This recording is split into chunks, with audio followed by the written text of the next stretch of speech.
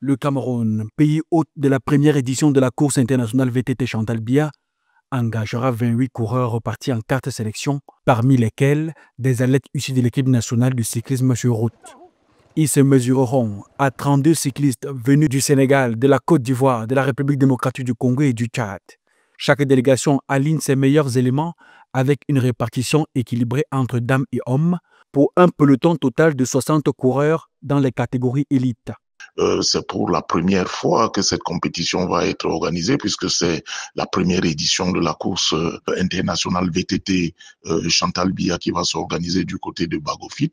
Et donc de ce point de vue, cette compétition-là sera, comme vous le savez très bien, un très grand moment, non seulement de convivialité africaine, de fraternité et de solidarité africaine, mais également ouvre la voie à notre pays au cyclisme VTT sur le plan international.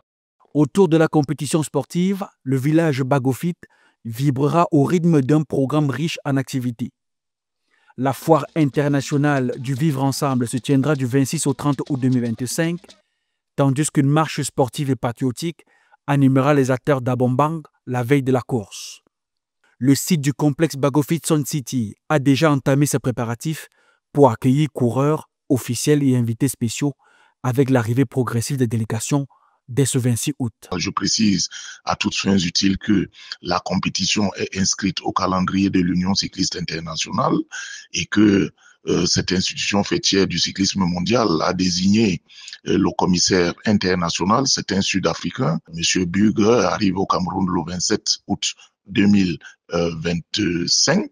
Le promoteur, le ministre Joseph Lé de la fonction publique et de la réforme administrative et élite de la région de l'Est va co-organiser cette compétition avec la Fédération camerounaise de cyclisme. Le lancement officiel de la course, prévu le 30 août à 11 h au stade de Jean Sembong de Bagofit, sous la présidence du ministre des Sports, le professeur Narcisse Moelle Kombi, sera ponctué par les interventions des autorités locales, du président de la Fédération camerounaise du cyclisme et des partenaires internationaux. Le Français Nicolas Philippon, opérateur de photo finish, et le Sud-Africain Hendrik Oberger, président du jury des commissaires, assureront la régularité technique de cette compétition qui s'annonce palpitante au cœur de la forêt équatoriale.